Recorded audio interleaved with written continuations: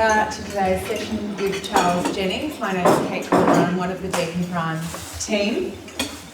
Once again, delighted to introduce Charles, who's going to give us some context around his new and pioneering book and take us through some of the fundamental concepts it will help all of us understand. This is the fourth time we've had the privilege of sharing Charles with our DeakInPrime friends and colleagues, so thank you in advance, Charles. Charles is a former CEO and business school professor and widely published author, and I think I might just hand it over to you because really we are going to focus on your latest book. So welcome everyone and thank you, Charles. Thank you, Kate. Good afternoon, everybody. Yes, thanks very much. I really enjoy the time to come back to DeakInPrime. I think I was here last year. I can't remember whether it was, I know I was in Australia towards the end of last year. I think it was but this time last year.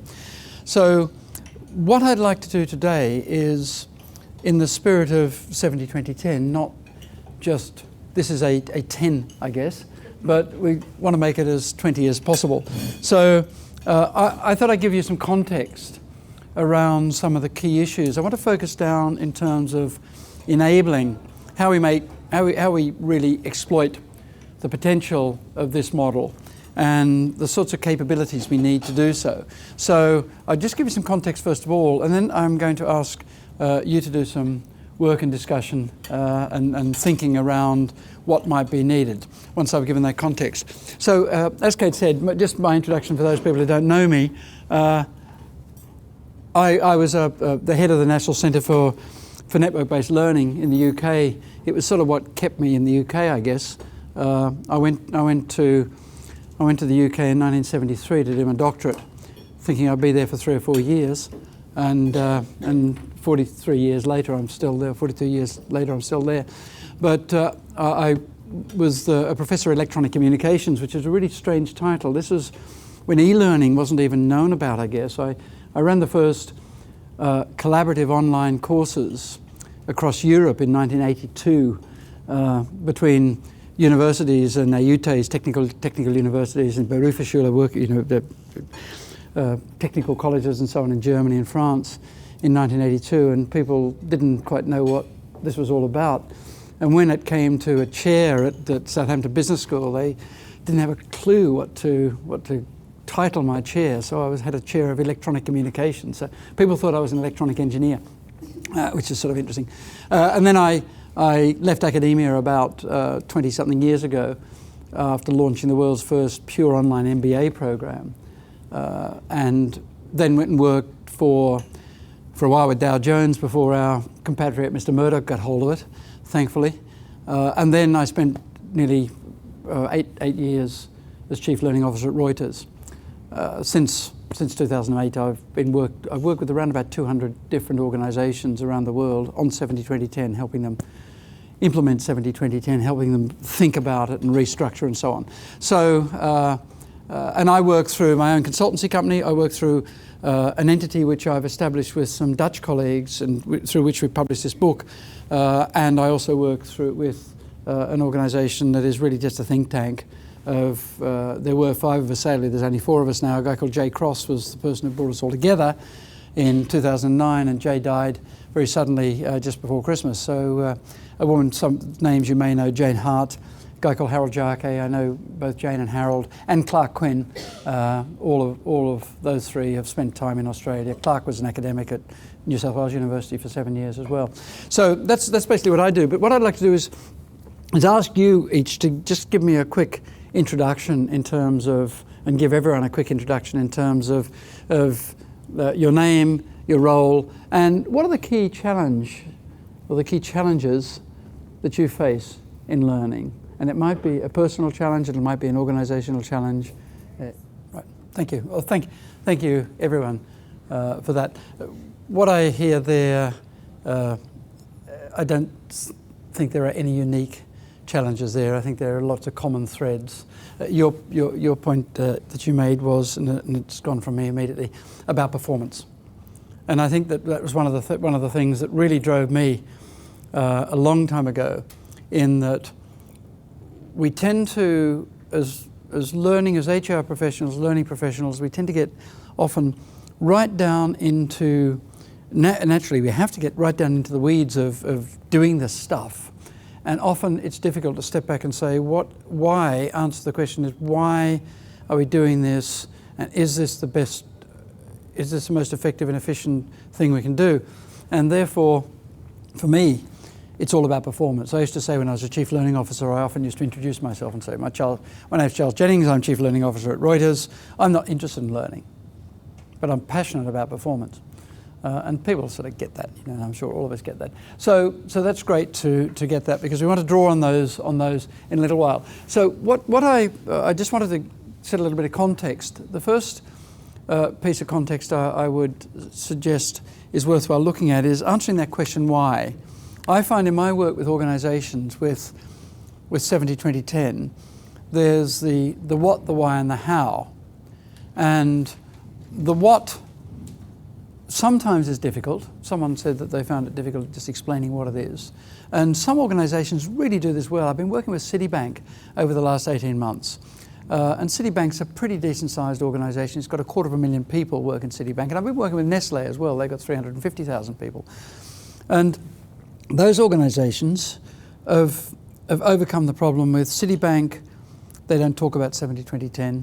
They talk about connected learning. They talk about the 3 E's. They talk about exposure, education, and experience. They've built a whole taxonomy and language around what they're trying to do. It's all underpinned by 70-20-10. Organisations like KPMG talk about learning everywhere. Danone, the big French company that manufactures yogurts and baby foods and things, talk about one learning a day. So lots of organisations have overcome the what by finding a language which works in their organisation. The why is a big question which I've been challenged, strangely enough, by academics mostly, who say, show me the evidence that people learn 70% through experience, 20% through others, and 10% through structure. And the answer is, well, there is no peer-reviewed research that I'm aware of that shows this. In every organisation, the numbers will be different, so the numbers aren't important. But the why use it, I think, is there is a very compelling case for that. And I don't know whether any of you have seen this publication, this report that came out, that was published just last month. I work with Towards Maturity, is a benchmarking organisation, British benchmarking organisation, and they carry out an annual survey. And I worked with them early on last year, and to add in some elements to their surveys around 70-20-10, and they published this, and it's just downloadable, freely downloadable from Towards Maturity and various other. So it's working with an organisation called the Corporate Learning Consortium, again, a British-based organisation, and Docebo, which is an American-Italian learning technology company. So we put this together, and out of the benchmark, the Towards Maturity benchmark data, and from 600 odd leaders and in L&D, senior L&D people, and 1,600 odd recipients of learner, key people, we looked at the data, and some of the data came out was really interesting. It was surprising to me, actually. First of all, they found that organisations that look to support learning as part of the workflow, in the flow of work, are much more likely to report business benefits than those that don't. And again, you have to take this data by taking a step back and saying, this is first of all self-reporting. Secondarily, maybe organisations that focus on supporting learning in the workflow are also doing other things which are contributing to this. So I always like to put that caveat. But there's some very, very good, interesting data that came out of this. Firstly, that organisations which do implement or are implementing 70-20-10 or something which is based around that model, i.e. looking at supporting learning in the workflow, social learning and structured learning, are 4 times more likely to report that they're responding faster to business change. And I think most people respond to that because most of our challenges are stuff changes all the time. New stuff comes up all the time. So 4 times, 400% greater response to business change. 300% greater, 3 times more likely to report motivation, staff motivation. And again, that's backed up with lots of other research. There was some very good research I was involved in 10 years ago, where we looked at manager, line manager and team leader involvement in developing their people. And we found that those team leaders and line managers who were effective and focused at developing their people, and this was 15 global organizations were involved in this research, they were around about 27%. People who worked in those teams outperformed others by about a quarter. I often word it as, if you want your employees to do an extra day's work every week with no effort, no extra cost or whatever, what you need to do is get your managers to become better at developing their people. And the challenge, as someone mentioned, the challenge with getting managers to do that is that team leaders and managers are always very busy, and they see it as a trade-off between operational excellence and developing their people. In other words, I've got my objectives to hit, I've got to get my bonus or whatever it happens to be, therefore HR and L&D and external providers, you develop my people. And actually that trade-off doesn't exist in reality, because any team leader, any manager has to do both. Obviously they have to achieve operational excellence, that's what their jobs rely on, their bonuses, and all our bonuses and jobs rely on it, but that's a tactical response. That's what we do. We're hitting our annual targets, we're hitting our 6 months targets and so on. Developing our people as team leaders and managers is a strategic target. In other words, if you don't develop your people are not going to perform as well as those teams of people those teams that work for people who do develop them, and overall your pipeline will become more difficult to maintain. There's all sorts of factors. So actually it's not you have to do both of those.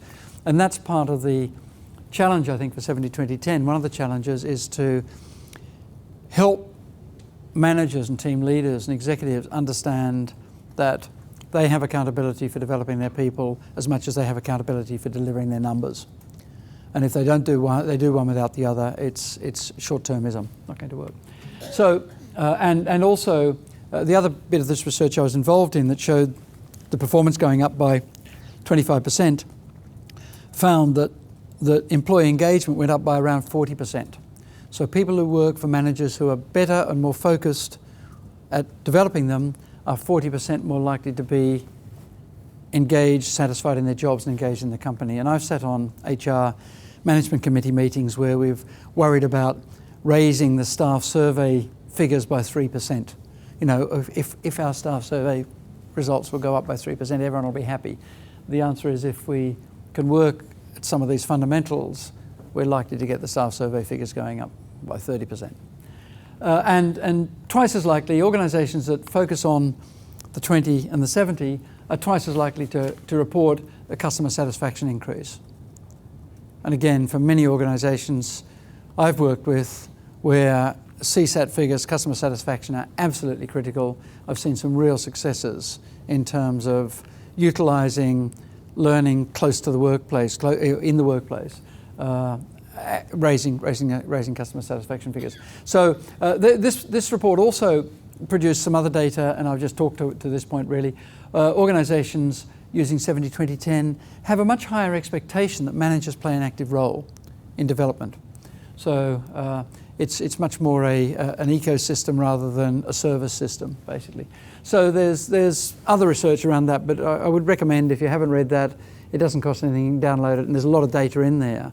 That's up to date. So for me, and the focus of the time we've got today is really to think about what are the implications for how we as HR learning professionals, how we support our people, and what sort of focus roles and tasks we need to undertake in order to do this well. And that's what this book I've written with my two colleagues, Jos Arets and Vivian Hayen, was really, we came from a position when we started to look at this book, we said we think there is a need to go back and revisit the structure and the way in which organisations develop their capability and their L&D capability, or their capability to deliver performance.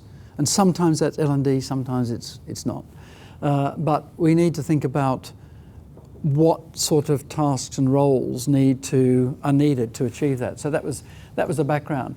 And really it was around, as I say, it was around focus, roles and tasks. Around focus, the key bit for me around focus is a change in mindset. And I think that if 70-20-10 is nothing else, it's actually it's a tool to change. It's a tool for change. It's really, and it's changing mindsets from managers to Sherpas. In other words, most of us have spent our lives designing, developing, delivering content. We still need to do that.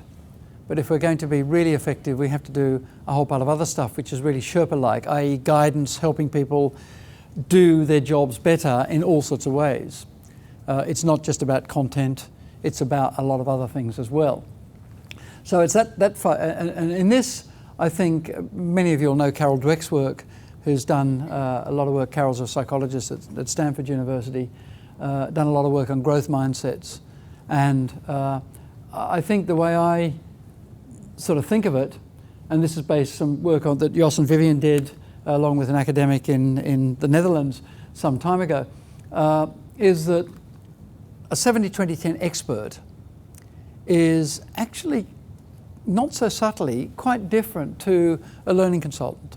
So a traditional learning consultant is, the job has been to gather information or take the order and deliver a course or a program or a learning journey or whatever it happens to be.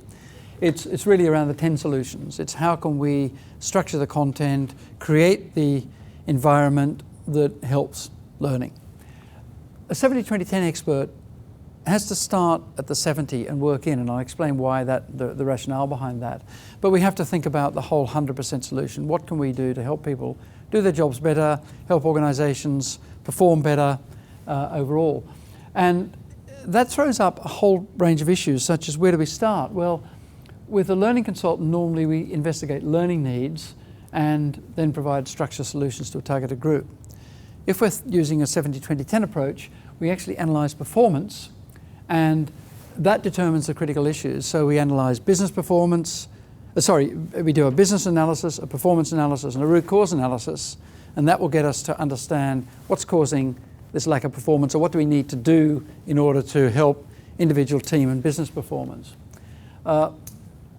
The learning consultant role is generally around designing formal learning interventions, structured learning interventions, whether they're e-learning, whether they're classroom, whatever they happen to be, whether they're blended. In fact, I just wrote a paper with some people from the Open University in the UK, which is called Beyond the Blend, and we're doing some input into a big conference in May, I think it is, in the UK around that. And Beyond the Blend, blended learning, real blended learning, is more than putting together some face-to-face with some E and shoving it out. That's one way to do it, but there are lots of different ways and better ways to do it.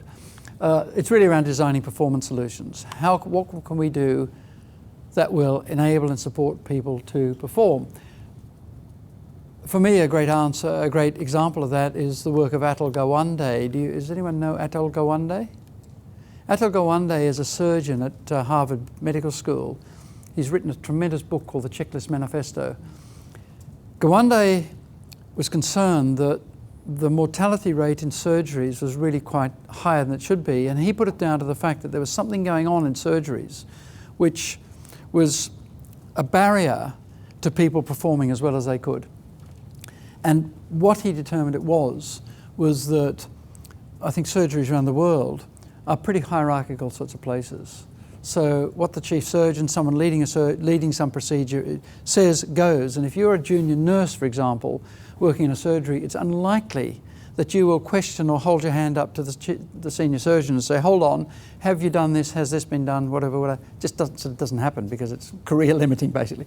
So what Gawande did was he developed a set of simple checklists that were owned by everyone. So when you go into a surgery, you have a checklist.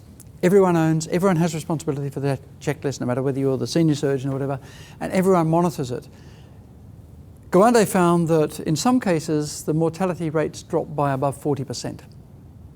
So serious improvements for serious stuff, all around designing performance solutions rather than, because you could train your junior nurses as much as you like, but the problem wasn't in their knowledge and skills of their technical skills, it was actually how they interacted. So I really would recommend, you have to have a bit of a stomach for medical stuff, but the Checklist Manifesto is a really, really good book with lots of examples of that. Also, the learning consultant developed learning and training programs, whereas the 70-20-10 experts develops into 70-20 and then into the 10. And as I say, I'll come back to the logic behind that. Learning consultants focus on content. 70-20-10 experts focus on content but context. Because although content is quite often important, the critical thing of any performance is around context, around how we provide the right stuff for people to be able to do their jobs well in their context. And lastly, the measurement. And I think I did a session, a breakfast session on Tuesday that Aaron, you were at, and I've been asked this question all the time: how do we measure this stuff?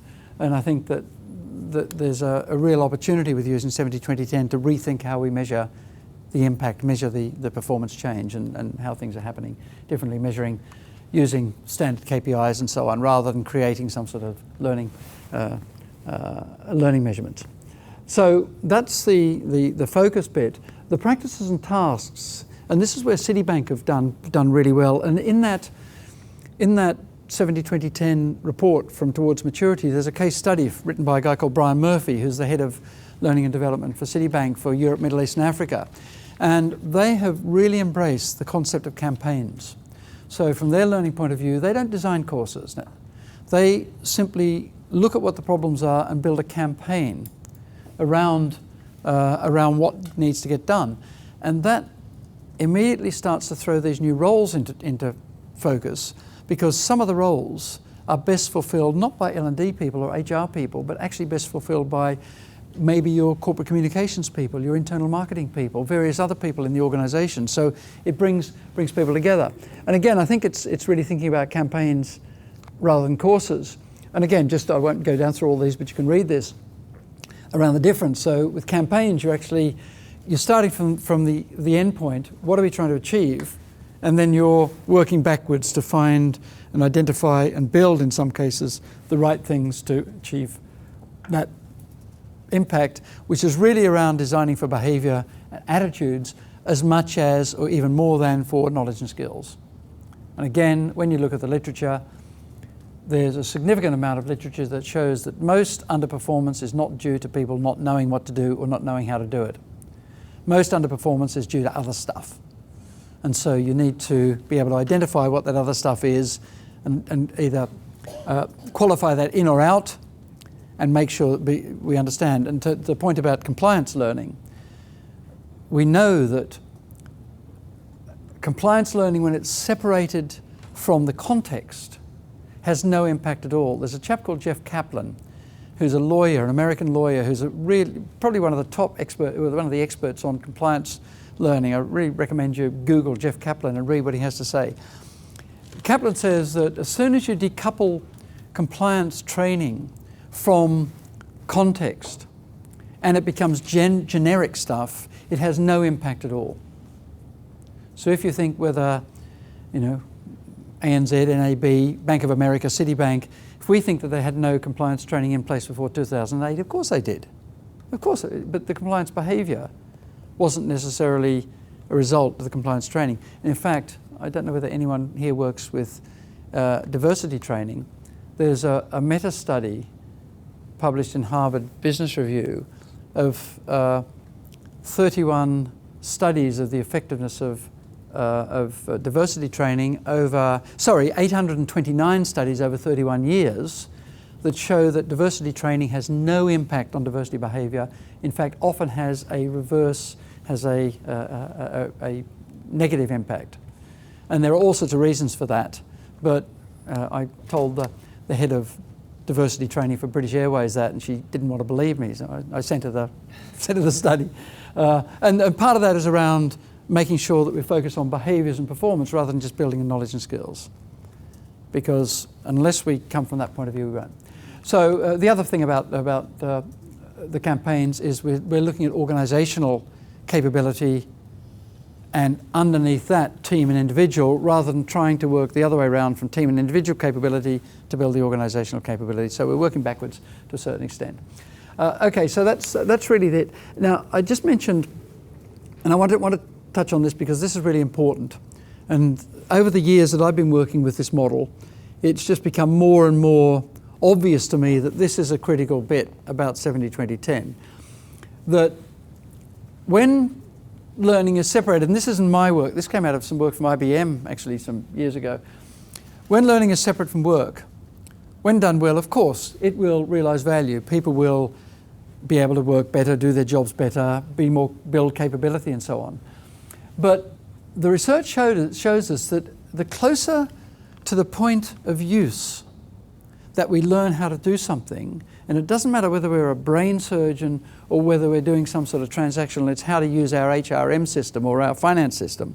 The closer to the point of use that we learn it, the greater impact it's likely to have. In other words, the more less likely you are to forget how the process or whatever.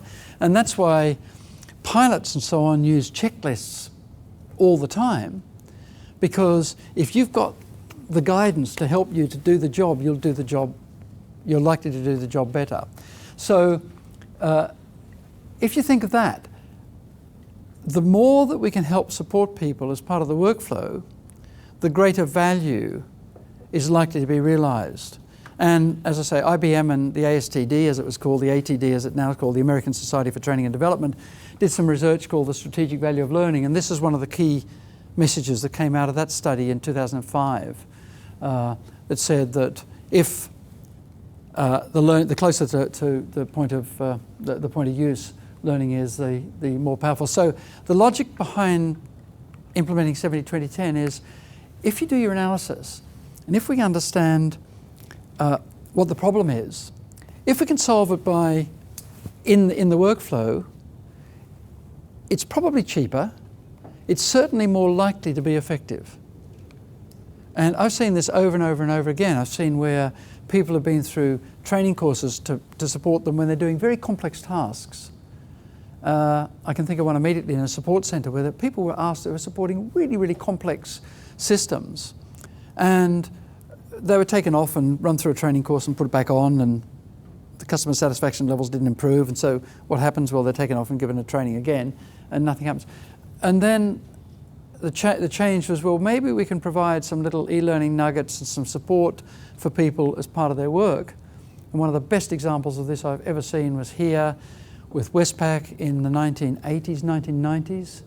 A guy called Martin Nulp, I think his name was, who they had for tellers in those days, had on their dumb terminals, had little nuggets of learning they could do when there wasn't someone in the days when we went into a bank to a teller, when they were in downtime.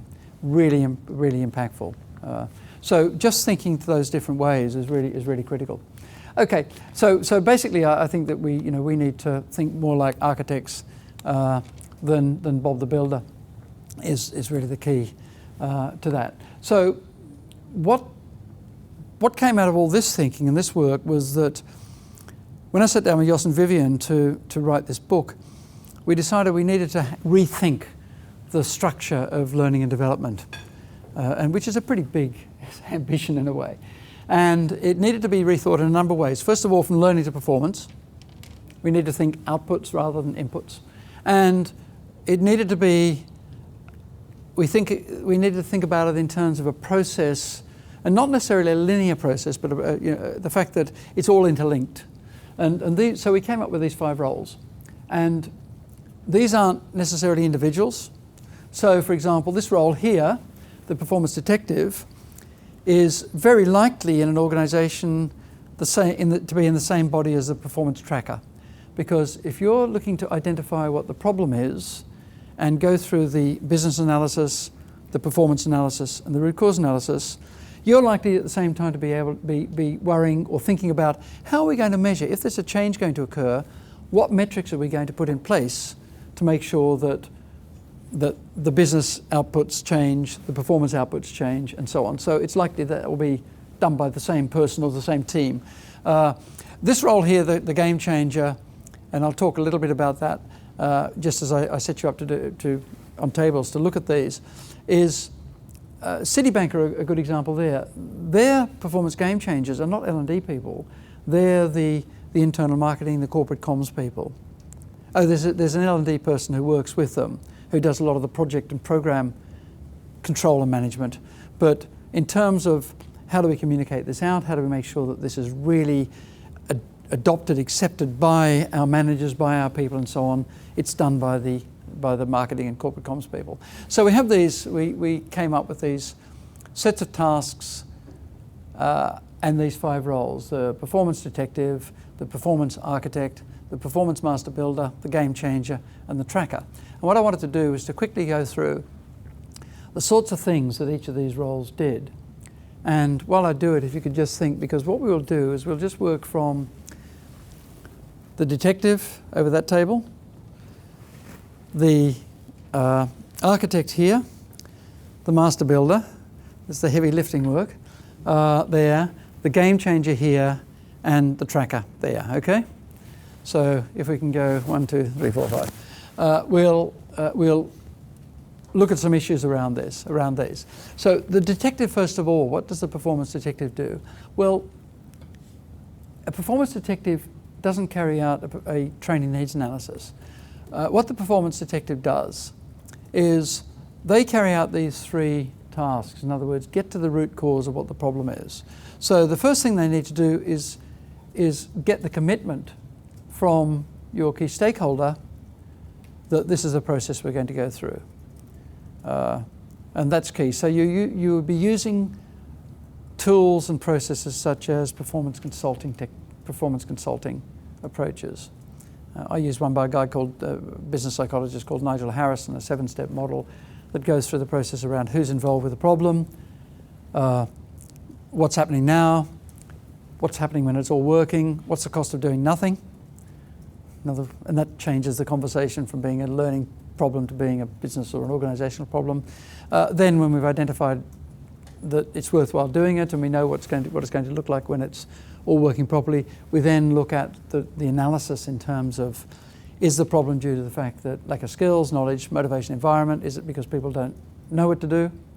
Lack knowledge? Is it that they know what to do but can't do it, they lack the skills? Is it they know what to do and how to do it but they're not motivated to do it? All sorts of reasons for that. Or is it all of that's right, but actually something's stopping them doing a good job? It's based on the principle that most people want to do a decent job. If you don't believe that, this is probably not for you. But that's... So the performance detective goes through this process, determines the critical business issues, defines the core processes, looks at the current performance, and so on and so forth. So these are sorts of tasks that go through that role. Once the performance detective has done their work, the performance architect sits over the whole process and architects the solution, works out where they can lever the best solutions. So they carry out not learning design, and again there's a big difference between learning design and performance design. Learning design, the outputs are going to be that people know and can do the skills and knowledge, and we will assess them by their skills and knowledge. Performance design is looking outwards in from the performance back with the result in mind. So as it says there, design for the 100, start with the 70 and 20, work back and validate and agree to the design. And that bit of work goes on across the whole lot of time. Then the performance master builder. The performance master builder has a lot of work to do. A master builder isn't an instructional designer, but instructional design is part of that skill set. So the master builder starts by understanding which are the critical tasks which are limiting high performance, or which are the critical tasks that need to be addressed. And so that requires input from the detective, of course. Then they co-create effective solutions. They work with the client. And I think that's one of the key differences around a 70-20-10 approach, is that we don't just take the order and deliver back the solution. We work interactively. Now I know organisations like DeakInPrime, you do this anyway. You know, you work with your client all the way through, and you need to do that. So the master builder will do all of those sorts of things in terms of co-creation, different elements that as they work through. The game changer, as I mentioned, the game changer really is a dual role.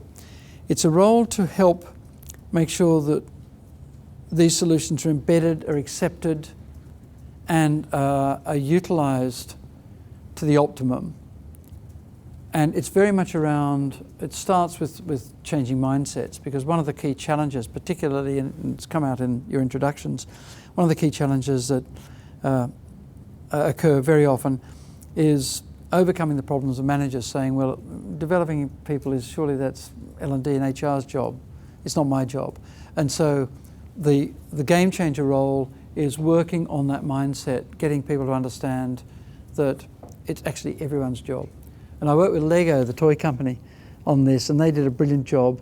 And they produced, and actually Citibank also produced, it amused me, Citibank produced what they call a manifesto, which I just thought was great. They had to change it. They initially called it the manifesto, and I thought this was great. You know, one of the great capitalist organisations in the world producing this learning manifesto. It probably is not going to fly. And when they got it out and they talked to some senior managers, they said, we think we should change that title. It shouldn't, sort of carries a whole pile of baggage. But both Citibank and Lego produced a set of principles, which the game changer role then embedded in the organisation. So with Lego, they have a set of principles, which are 3 principles around your responsibility as an employee of Lego. It doesn't matter whether you're working on a production line or whether you're a senior executive. You have individual responsibility for your own development and your own performance. You have an obligation to make sure that you are doing the best you can, and also looking to develop you for your next role and so on and so forth. The organisation undertakes responsibility for developing its workforce as best it can. So we as an organisation will ensure that you have the right tools, the right levers in place to make sure that we're not inhibiting your development at all. And lastly, your manager, your line manager, has responsibility for your development. And that was communicated out through this game, and the main game changer role in Lego. One of the main people was Simon Rees-Hansen, who was the HR director, who spent a lot of time with senior management groups saying, this is our approach. If one of your managers is not, one of your targets and your objectives for your key managers should include developing their people. And it also gave, in Lego, it gave people the freedom that if your manager wasn't developing you, you had absolute right to go to their manager to say, I don't feel I'm getting any support from my manager. And that took away, it was a bit like the Atul Gawande using a technique to break down that hierarchical barrier. So if I was on the factory floor in Lego and I had a team leader and I felt my team leader wasn't supporting my development, I could go to my team leader's boss and say, look, my team leader, I feel I'm really not getting supported here. And that was acceptable. There could be no, if the team leader then came and jumped on this individual and, the individual had the support of the organisation. So that is critical there. And the last role, or the 5th role, is the performance tracker. And again, this is a role which is critical and doesn't necessarily come at the end of the process. In fact, comes right at the beginning of the process and the end, mainly. And this role is really around identifying metrics. How are we going to identify what is a measure of success? How do we know when we've been successful or not? And success with 70-20-10 solutions, it's extremely difficult to measure success by people having passed in an end-of-course test, because the end-of-course test might be in there, but it won't be the full solution. It's unlikely to be the full solution. So we need to think about other ways in which we're measuring success. And the answer for that really, I think, is that we need to, we need to think about what stakeholder metrics are. What is important to your key stakeholders in terms of success? Is it stock price? Is it customer satisfaction levels? Is it ability to innovate and respond quickly to change? It'll usually be a number of these things. So those are the metrics that really need to be worked through, identified, and then put into a package in terms of this is how we're going to measure stuff, if it's successful or not. And again, that involves a lot of work closely with your stakeholder, because it's no use producing a whole, and many of us have seen it, those who have worked in compliance, many of us have seen situations where the measure of success, in some cases actually, compliance is a good example. In some cases, the measure of compliance training or compliance work has to be the fact that everyone's been through the compliance training, because quite often regulators, that's the only way that they can measure stuff. And if your CEO or chairman ends up sitting in a police station because something terrible has happened, it's less likely to be a defence nowadays, but it's still a bit of defence if you can say everyone's been through this program and the Financial Services Authority, or whatever it's called, happened to be called in Australia, has signed it off that we're compliant. At least that's some sort of defence, but it doesn't necessarily focus on outputs. So in some cases that might be, activity might be a measure, but usually it'll be different measures. Okay, so what I want to do, it's 1:30. We've got till 2:30? Yeah. So what I'd like to do is to ask you for 30 minutes on your tables to think about what I call organisational readiness around your own contexts, and you'll have multiple contexts if you're from different organisations. And if table 1 can take performance detective, table 2 here take the architect, 3 the master builder, 4 the game changer, and 5 the tracker, and just discuss and see if you can bring out some of the key issues around current readiness issues. What do you see? I realise you work in different organisations here, and you don't necessarily want to show your dirty laundry, if there is dirty laundry, but just about what you think are really critical for you in terms of capabilities. Where are you now? What are the capabilities you think you need to develop in terms of thinking in this way? So where are you now? Where do you want to be? What do you think the processes, tasks, the key elements there that are required? And also, what about the change processes? Because I think that's a bit that gets missed. A lot of organisations say, "Oh yeah, we're doing 70-20-10," and I quite often get asked to come in and have a look and see what they're doing and maybe provide them some help or whatever. And what they're doing is they're doing what I call 10+. They've taken structured learning and bolted some stuff onto it. And so it's sort of like 10+. So it's great, that's fine. It's better than just doing it, just a structured piece. But very often organisations then say, well, we really don't know quite where to start. And you're saying start with the 70 and 20. How in the hell do we do that? And it really, I don't want to trivialise, it's a really, really difficult, challenging project. It's not a simple thing to do. And some organisations have done it very well. One I'll give you an example is embarking on some big changes at the moment is BP. BP has just decided they're not going to run any classroom-based learning. BP, like a lot of big oil and gas companies, are under a fair bit of pressure at the moment in terms of cost pressures.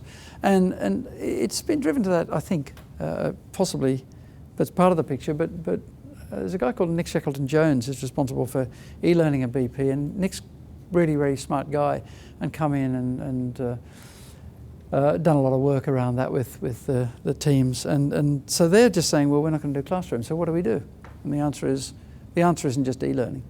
The answer is a whole pile of other stuff as well. So if I can give you half an hour, at the end of the half hour, what I'd like you to do is, if someone can be a rapporteur, if someone can actually take down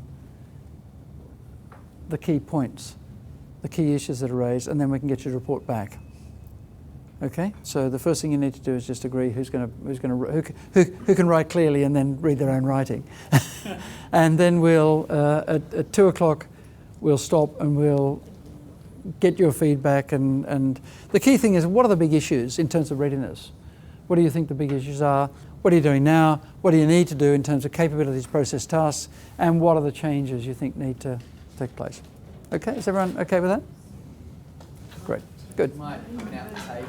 So just walking around, I hope I gather that's raised there's been some good discussions going on here and raised some interesting issues and challenges. So can I pass over to the detective table, and if you can just talk us through some of the key issues and some of the readiness issues and capability issues and tasks and so on that you've discussed. Thanks, Charles. Great. Thanks, Rennie. Okay, so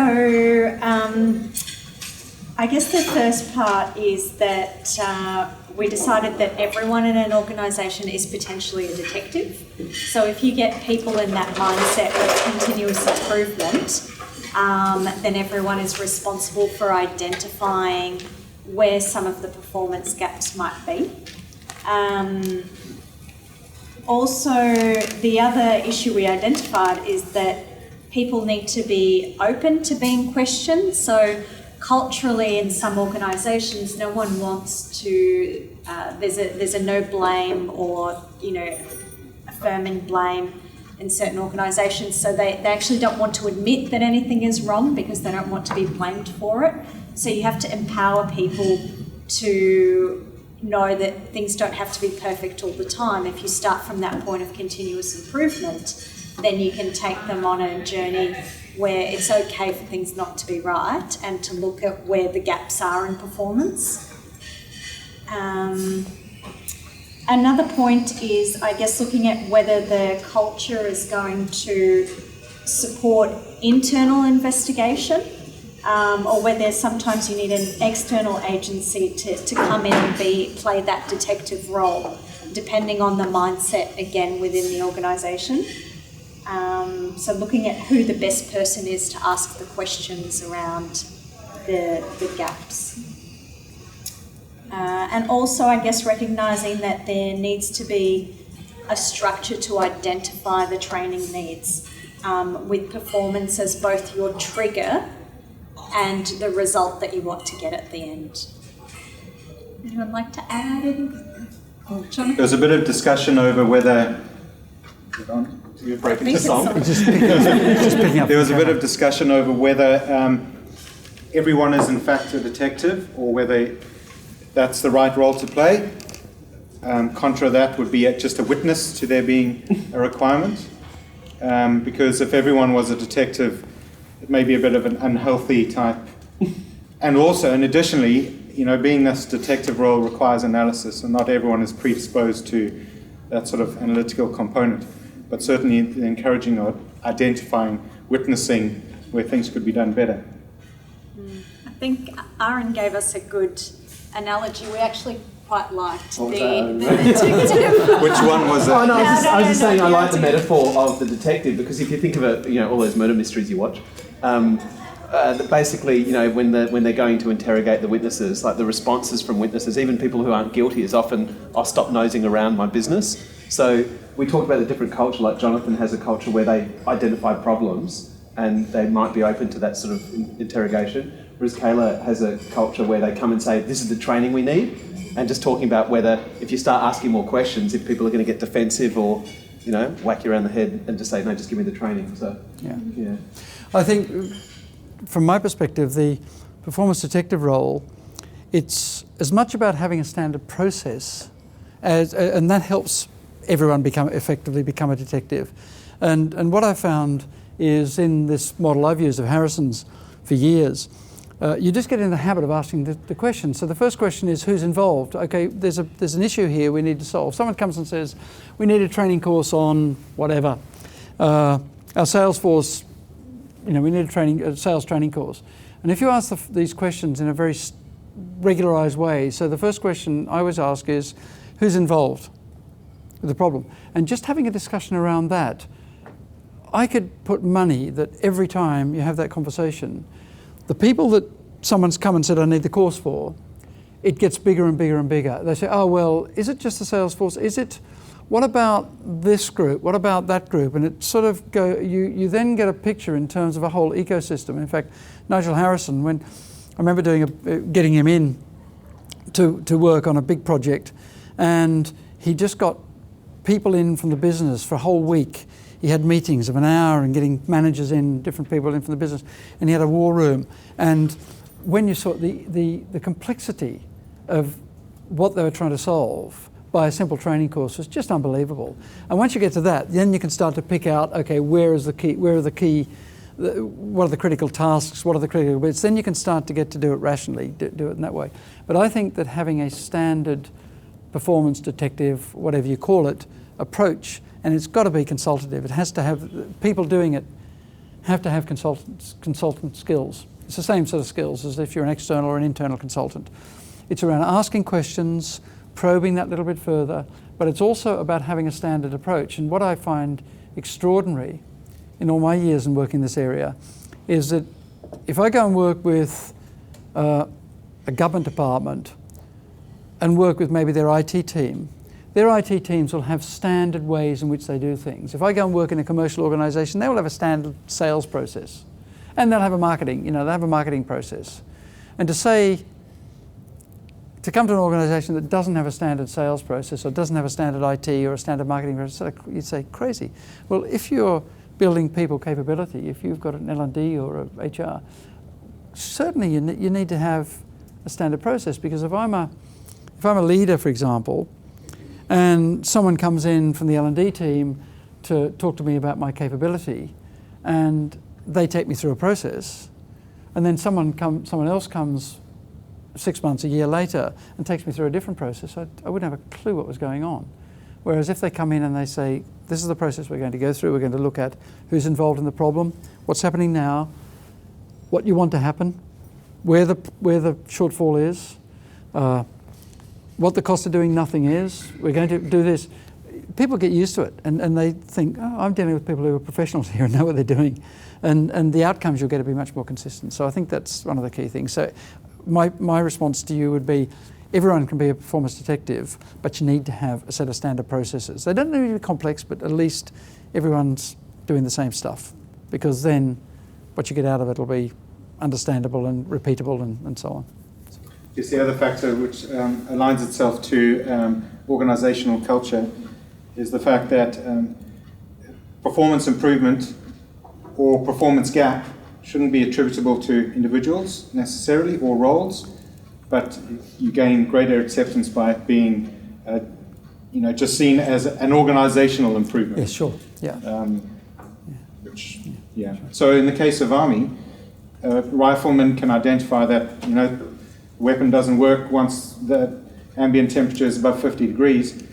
It doesn't ever go back to him to say, well, you don't know how to operate the weapon at such and such. Sure, yeah. And they're rewarded for actually identifying this is the case. It's happened 3 times to me, and da da da da da. And then, just as you said, and this was the difference between our 2 government departments, that rifleman can just say, here's the problem, and off it goes. It just gains legs and more momentum. Analysis. That's right. Yeah. I can give you a specific example along those lines. I work with a senior head of sales and her team, who got me in because they felt they needed their sales figures were missing their targets every month by a significant amount of money, millions of euros, and they got me in to talk to them about what could be done in terms of, they felt their sales training. They used Huthwaite, which is one of the sales methodologies.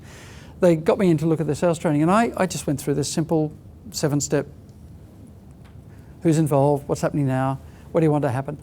And after we were in about 2 hours into this conversation, and I think there were 4 or 5 of them, a senior, the head and her team, and I asked the question about, where does the real value to the organisation come in terms of sales? Where is the real value? And they said, well, it's split between new sales and retained sales.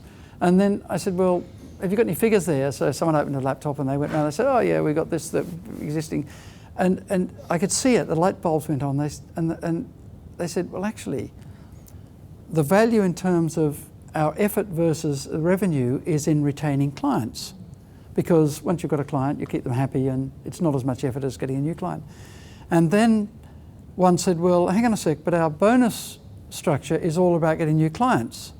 And they all looked around, and after a while, Susan, this woman, turned to me and she said, I don't think we need you anymore, do we? I said, not at all, I don't think you do. And the answer there, the performance problem was solved by going and restructuring the incentives, the bonuses, to split the incentives to retain clients as well as get new clients. So the answer was a performance improvement answer. It wasn't a training answer. I'd contributed to it just by doing the consultative bit, by helping them find the problem, and then they worked out the solution. So, and that happens many, many times. When people come along and say, I've got a training problem, well, training is potentially a solution, not a problem. And often what is perceived as being a lack of knowledge problem, and Harold Stolovitz in the States has done a lot of work of this, as it's a sort of Pareto figure he came out with. Most underperformance is due to lack of motivation or things stopping people doing good jobs. So equipment problems or whatever it might be.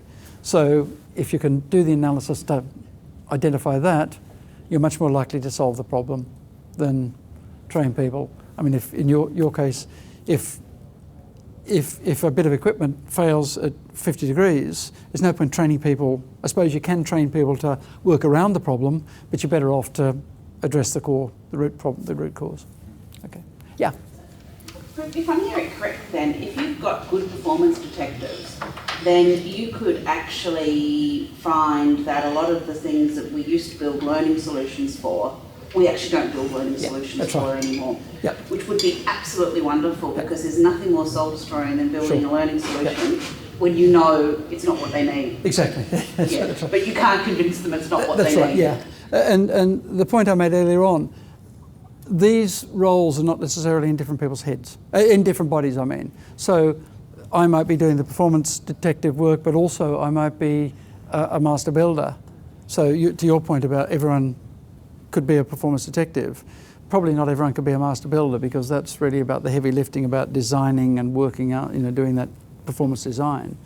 But absolutely, so, and it's important that that's really coupled quite closely, because in that case I gave you, it wasn't a solution. I mean, we could have got Huthwaite back in. Yeah, we could have got the selling training company back in, designed a whole new program, rolled it out, and the root cause of the problem would have still been there because the incentive scheme wasn't right.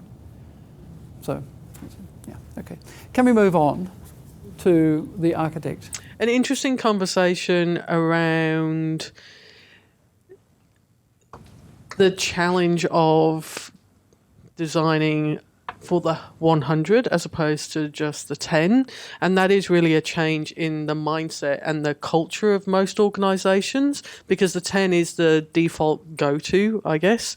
And so we were talking about why is that, what's driving that behaviour, and some interesting points were raised in the discussion. Right from when we're little kids, we're told the only way you learn is by going off to school and sitting in a classroom, and that's where you learn about the world, and then you go on to university. So it's no surprise that that's kind of becomes that default understanding that we all have. Plus then the lack of understanding of the 1720 that people generally have,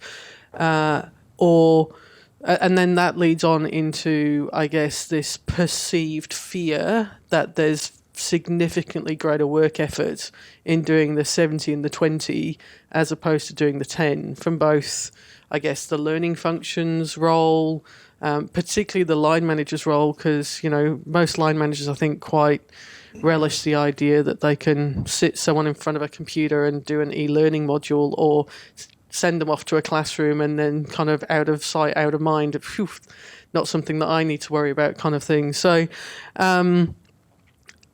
what we saw in terms of, that's going to require a change in our capabilities and really our ability to talk to people about the 70 and the 20 and be able to give them good examples so that they can better understand what we're talking about. And Kate had a great example of a client that she'd been working with on a HS&E piece where, they had done some videos and so forth and really put a lot of effort into the 70. And there was a 10 component as well. But what they found was the videos got people so engaged, and they could see the real value in building these skills and so forth, that it also worked as a good priming activity for the 10. And so the penetration and I guess the value out of the 10 was significantly greater than what you would typically see. And then I think, Kate, you had another one where you'd spoken to a stakeholder and come to an agreement that a formal training solution was not the answer, and then they came back to you 24 hours later and they said, no, we still want to go ahead. The training for yeah. Wanted it anyway. They wanted it anyway. So, and I think that kind of comes back to, we need to be able to, be able to explain to people why you would do the 70 and the 20 and how that's going to drive that business performance in a very different way to the 10. Not only the business performance, but I think, Charles, be fair to say, the employee engagement is going to be significantly improved. And that's to the point that the architect needs to work with the game changer very closely, because a lot of that is around changing mindsets and helping, people coming back and saying, I know you said that there's other solutions here, but we just want a simple course. And sometimes that requires, helping people change mindsets and think about and understand where you get the greater value. And having things like that towards maturity report, having some data like that, I found in the past, using other data, it really helps if you can say to a manager or someone, if we do this, this is the likely outcome. Let's try it. And when people do that mindset sort of change, that's when it makes it a lot easier. But there is often a barrier. The whole order taking, solutioneering, i.e., we know the solution, and I'm sure we've all had it. I remember having a project manager coming to me and saying, we're rolling out this whole new system. We need a one-day training, classroom training for our sales force, a 2-day training for our support people, and here's what they need to learn. And I said, I'm sorry, that's not what I'm prepared to do. We need to sit down to work out what the best solution is. And it's often very difficult, because if our job is to provide training, we take that order and we do it without having to sit down to say, is this the best way we can do it? Great, thank you. Thanks, Julie. Right, so we're on to the master builder. Thank you. Thank you very much. Not Bob the Builder, no. Bob the builder, yeah. Okay, so most of our discussion sort of didn't centre around the solution as such, but more around how we could devise solutions that broke down silos, drove engagement, as a lot of the discussion was, and very much around those sort of needs that were sort of what we thought would come from the architects. Yeah? Great. So we looked at a couple of things, and one of the interesting ones that Alex at TAL we looked at was about how she started off with a team of 17 people, in your team, and the fact that you drove most of those back into the business. So there they were, nicely sitting in L&D, having a nice time, and actually, no, you're going to go back out and sit within your structure of where your expertise lies. And so then we got talking about expertise and how we sort of use that from the 70. So sort of working sort of top down like a big funnel. The 70 is around identifying the skills and the expertise that are out there and that we can tap into. Obviously, once we've got those, we can sort of start developing experts, communities of practice to try and set up sort of maybe smaller things like task finish groups. And so therefore you get the people you need, not the managers. And then ultimately the managers are wondering why they're not there, because surely they're the experts. But not in this case, because it's the people that are actually doing the day job. And then actually once you've got down to that sort of community of practice, you can then actually come up with that 10% of actually what do they really need from here. So a bit like you've just said, here's a list, 1-day course, 2-day course, 3-day course, do that. That person's obviously the expert. They know what they want. Why don't they be the expert? And so we then talked about, well, how do you get there? So you go straight to the top. Get the people right at the top and get them engaged, because ultimately they don't want to say no. They don't necessarily want to identify somebody lower down to try and do that. And so therefore we're getting the engagement very, very high up. And then when it comes to the end of what you're trying to achieve, they come back and see what's happened. And so you've got that whole full circle going again, and then you've driven that engagement a bit further. So it might not be quite what we'd started off looking at, but it's what we ended up with. Great, in terms of solutions. Thanks very much. There was a really good example, little film on YouTube, and I can't remember the chap's name, but if you Google Vodafone and Fuse, F-U-S-E, Fuse is a company, a British company that has a platform which is a social collaboration platform all driven out of video and so on. And Vodafone have done had some fantastic results over the last year in terms of opening that up and getting people to share and so on and so forth. And I can't remember the chap, it's a business manager, senior business manager at Vodafone, just talking about what they've done and how it's changed the way in which they're developing their people and how it's helped. And it's just it's a really good example of just using that communities and identifying experts or people self-identifying and so on and sharing. And it's been really, really powerful. In fact, I'm doing a business breakfast for the Fuse agents called Cadre, a company called Cadre in Sydney. I don't know anything about them, but next week, yeah. But that, I'm not trying to sell you Fuse, but I just think that it's worthwhile having a look at that example of what Vodafone has done, because it's really made a big difference in terms of the engagement, particularly because there's a lot of user-generated content, expert-generated content it's raised. And hearing this business manager talk about what it's done for the teams is just phenomenal, actually. Really interesting. Great. So the game changer. We started by trying to sort of define a little bit more together what we thought the game changer actually was. And we came up with that they need to be the glue that holds all the elements together, that make it stick. Because when you're pushing learning out, and so one of the examples that we shared was around experience with programs where coaching was an element, but that coaching was then the responsibility sort of within the business, and no one really followed up to make sure it had happened. And so what sort of happened is you had all these beautiful elements together, but no one saw all the elements through and made sure they were all happening. So we said the game changer needs the capacity and the permission to change things, to change underlying processes. They need to be able to make obstacles go away. They need to be able to say, no, we said for this to work, all these things need to happen. So they're the ones that need to make those things happen to support it.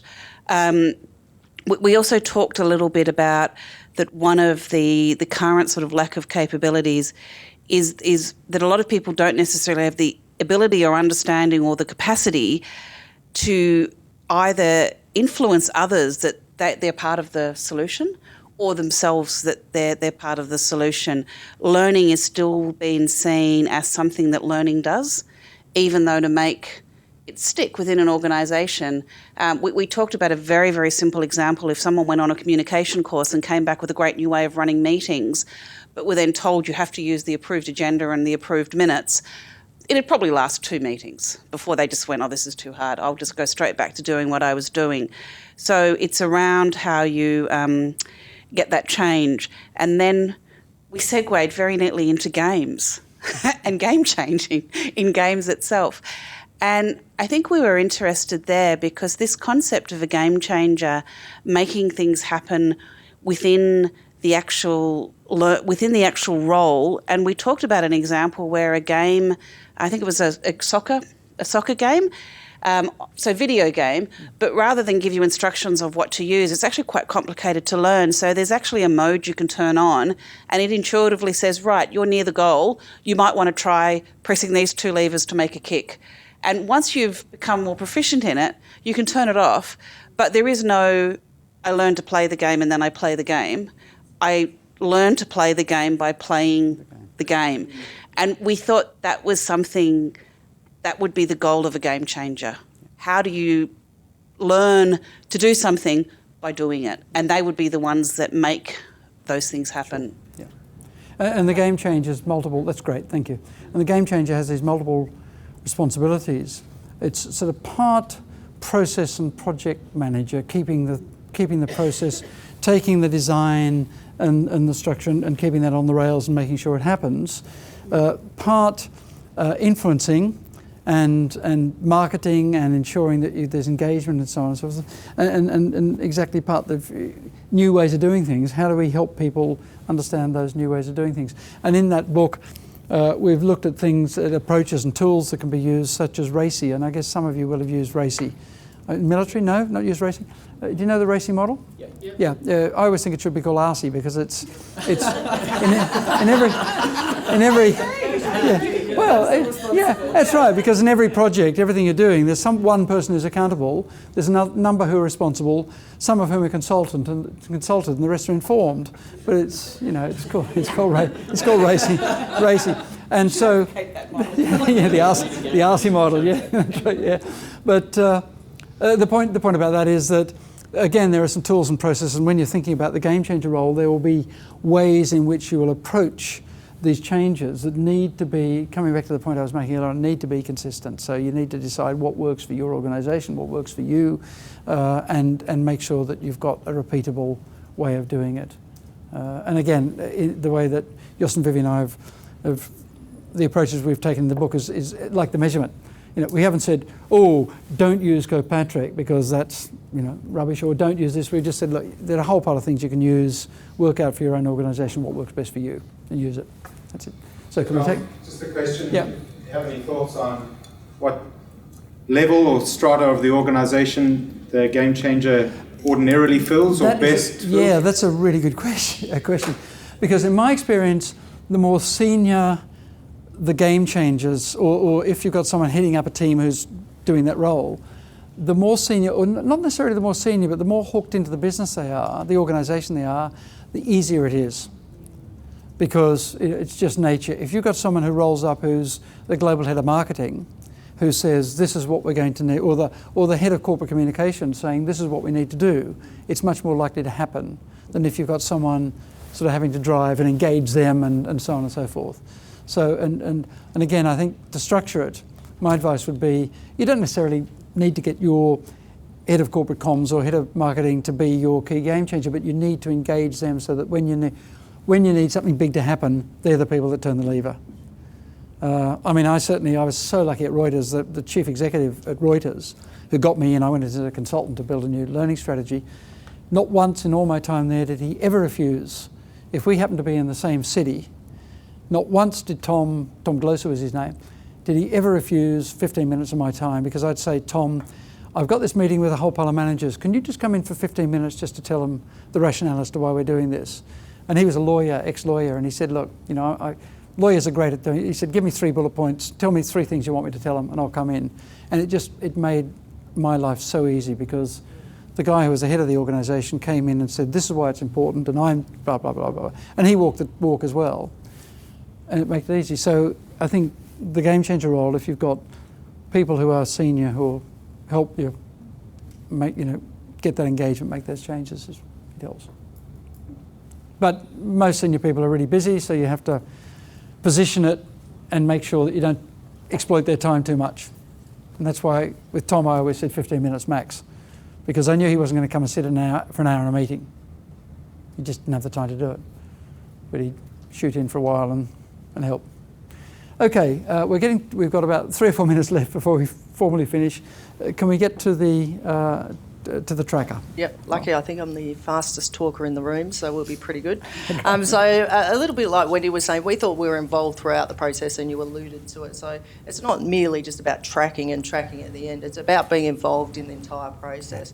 Really good collaboration up the front with the detectives and the architects, because we really need to make sure we're measuring the right things at the end of the day. And we think they're really engaged throughout the process as it goes through the teams, continuously tracking rather than waiting to the end. Some of those things you were talking about, Wendy, about making changes when you see those barriers. So with really good performance tracking throughout, you're not waiting to the end, finding out you've got some gaps and some outcomes that haven't occurred. You really are making that evolve as you go through and having really effective outcomes. So we as a group spent a lot of time talking about each of the other stages as well, and about how we could collaborate effectively in each of those stages for the performance outcomes. Because at the end of the day, we want to see the performance capability uplift that we decided at the start in the stakeholder engagement stage and go through. So we sort of found ourselves as the sheriffs keeping us on track and those types of things, which of course I just made up and the guys don't know about. But so, if anyone asks them, they'll tell you different. But it's really about that, having a clear vision from the start and staying on track and continuing looking to evolve and improve performance outcomes. Sure.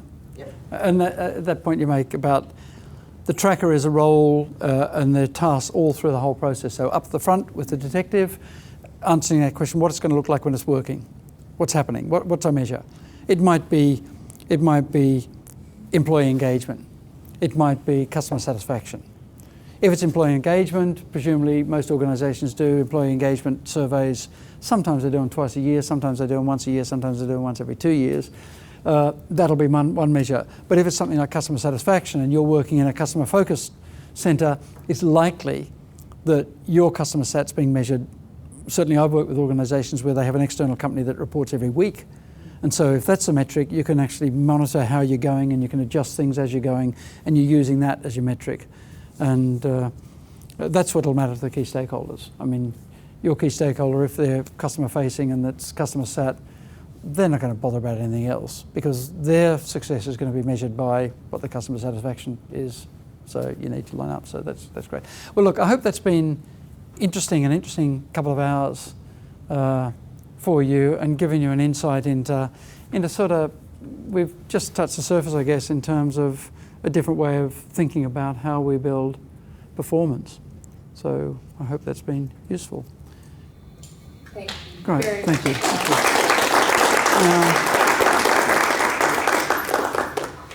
Hi everyone, I'm David. I just wanted to thank Charles for today and say how stimulating it was. It was, for me, exactly the kind of event I love to come to for learning, some actual output from an expert and then lots of time for us to work things out for ourselves. So that was brilliant. I'm heading up a new team at DeakInPrime, the client experience team, and it's taking some of the things we've been doing for a while, I think pretty well, through Wendy and her design team in all areas. And we were reflecting a lot in our group on this, the fact that by working closely with clients, you really identify what the performance uplifts are. And we had good discussion in our group about, how do you measure some things? And I just said, if you've worked with the client, you're going to find the things you need to improve, and then you're going to be able to measure them and demonstrate that improvement. And we've all struggled with that thing of going, they want face-to-face training, that's all they want. If we don't do it, they'll do it for somebody. They'll go to somebody else and pay them to do it. And we're moving away from that to that model of, if we don't believe we can improve performance through what we do with our partners, we'll walk away from it. And we do. It hurts. Doesn't it, Kate? Yes. But we will do it, because long term, L&D is a small world, and like it or not, word to get around, we went to them and training was fun, but we didn't improve. So that's where we're at. So Charles, thank you very much. We always love thank you very much. It was a great event. We do have a door prize. You've got two actually, because I've taken one over here. I think you have two. I'm sorry. Oh no, you've increased it now. I'll take it. So on the back of your, I've left mine over there. On the back of your name tag, if you find a little red dot. Now, not everyone's shown it. Oh. I already asked you where I could buy it.